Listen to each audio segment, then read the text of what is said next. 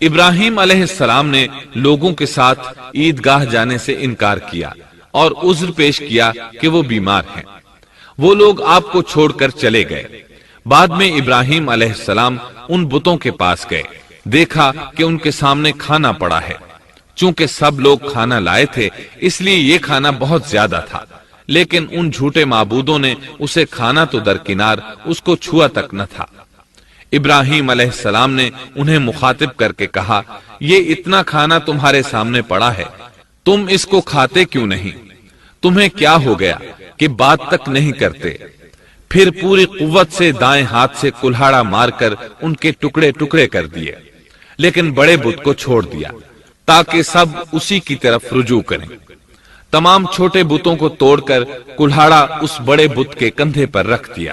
مشرکین میلے سے لوٹے تو دیکھا ان کے سارے معبود اوندھے منہ ٹوٹے پھوٹے پڑے ہیں، ان کے تمام معبودوں کو توڑ دیا گیا تھا۔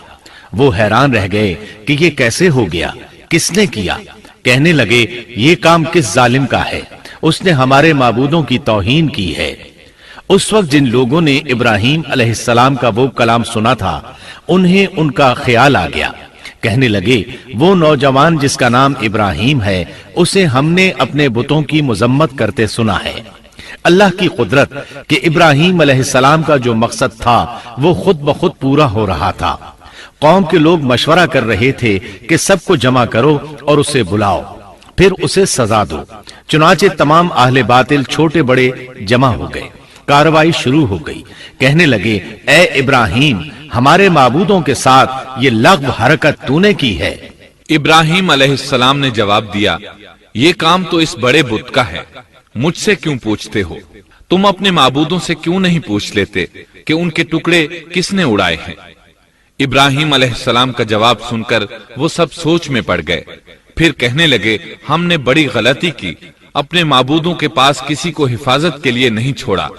اس قدر واضح بات محسوس کر کے بھی وہ ظالم ایمان نہ لائے، بلکہ شیطان نے ان کے دلوں میں وسوسہ ڈالا اور انہوں نے غور و فکر کر کے کہا، اے ابراہیم، کیا تمہیں علم نہیں؟ یہ تو بے زبان ہیں، یہ بول نہیں سکتے۔ اب ابراہیم علیہ السلام نے فرمایا، تب پھر تم اللہ کے سوا اس چیز کی عبادت کرتے ہو جو تمہیں کچھ بھی نفع نہ دے سکے اور نہ نقصان پہنچا سکے۔ تعجب ہے تم پر اور ان پر بھی جنہیں تم اللہ کے سوا پکارتے ہو، کیا تم میں بالکل عقل نہیں؟ اس طرح ابراہیم علیہ السلام نے ان پر حقیقت خوب اچھی طرح واضح کر دی۔ ان سے فرمایا، تم ان کی پوجا کرتے ہو جن کو تم خود تراشتے ہو، یعنی ان کا حال تو یہ ہے کہ تم نے ان کو خود اپنے ہاتھوں سے تراشا اور ان کی عبادت کرنے لگے، جبکہ تمہیں اور تمہاری بنائی ہوئی چیزوں کو اللہ ہی نے پیدا کیا ہے۔ ابراہیم علیہ السلام نے ایک کلہاڑے کی مدد سے ان سب بتوں کو تہس نہس کر دیا تھا۔ یہ اس بات کی واضح ترین نشانی تھی کہ یہ بالکل بے بس ہیں، لیکن اس واضح نشانی کے باوجود وہ اپنے کفر ہی پر ڈٹے رہے اور لگے ابراہیم علیہ السلام کو دھمکیاں دینے۔ کہنے لگے، اس کے لیے ایک آتش کدہ بناؤ اور اسے اس دہکتی آگ میں ڈال دو۔ پھر ان لوگوں نے ایک چٹیل میدان کا انتخاب کیا جہاں مٹی نام کی کوئی چیز نہیں تھی۔ اس میدان کو پتھروں کی باڑ کے ساتھ گھیر دیا گیا۔ پھر سب لوگوں کو حکم دیا گیا کہ وہ لکڑیاں جمع کر کے اس گھیری ہوئی جگہ میں رکھیں۔ چنانچہ سب لوگ لکڑیاں جمع کر کے وہاں لانے لگے، یہاں تک کہ عورتوں اور بچوں نے بھی اس کام میں بڑھ چڑھ کر حصہ لیا۔ میدان میں اتنی لکڑیاں جمع ہو گئیں کہ زمین نظر نہیں آتی تھی۔ یہ لکڑیاں زمین پر ایک اونچی دیوار محسوس ہوتی تھیں۔ پھر ان لکڑیوں کو آگ لگائی گئی۔ جب آگ کے شعلے آسمان سے باتیں کرنے لگے تو انہوں نے ابراہیم علیہ السلام کو آگ میں ڈالنے کے لیے ایک جھولا تیار کیا۔ اس میں سیدنا ابراہیم علیہ السلام کو رکھا گیا۔ اس وقت آپ نے یہ دعا پڑھی، حسبنا اللہ ونعم الوکیل، ہمیں اللہ کافی ہے اور وہی بہترین کارساز ہے۔ یہ کلمہ ہر محتاج اور مصیبت زدہ کو پڑھنا چاہیے۔ بخاری میں ہے، رسول اللہ صلی اللہ علیہ وسلم نے فرمایا، حسبنا اللہ و نعم الوکیل ابراہیم علیہ السلام نے اس وقت فرمایا تھا جب انہیں آگ میں پھینکا جانے لگا تھا۔ مطلب یہ کہ ہم اللہ ہی پر بھروسہ کرتے ہیں، اس کے سوا ہمارا کسی پر بھروسہ نہیں۔ بعض روایات میں یہ بھی ہے کہ جب ابراہیم علیہ السلام کو آگ میں ڈالا جانے لگا تو جبریل علیہ السلام آئے اور کہا، اے ابراہیم، کوئی حاجت ہے تو میں حاضر ہوں۔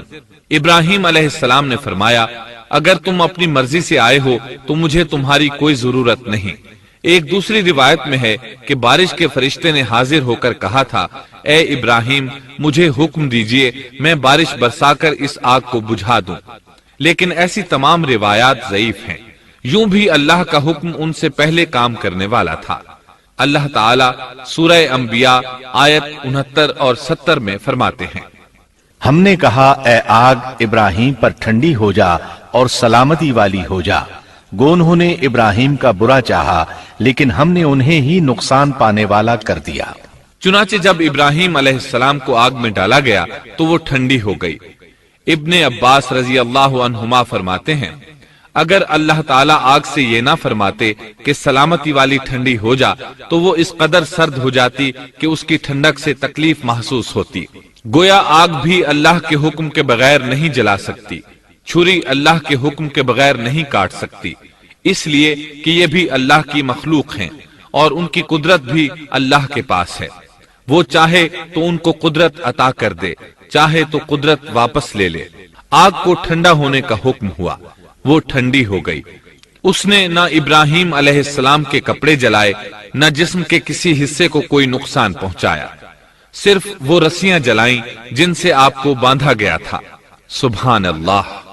لوگ آگ کے گرد اس انتظار میں کھڑے تھے کہ جو ہی انہیں آگ میں پھینکا جائے گا وہ جل کر راکھ ہو جائیں گے، لیکن وہ یہ دیکھ کر حیران رہ گئے کہ ابراہیم علیہ السلام بڑے ناز سے آگ کے درمیان بیٹھے ہیں۔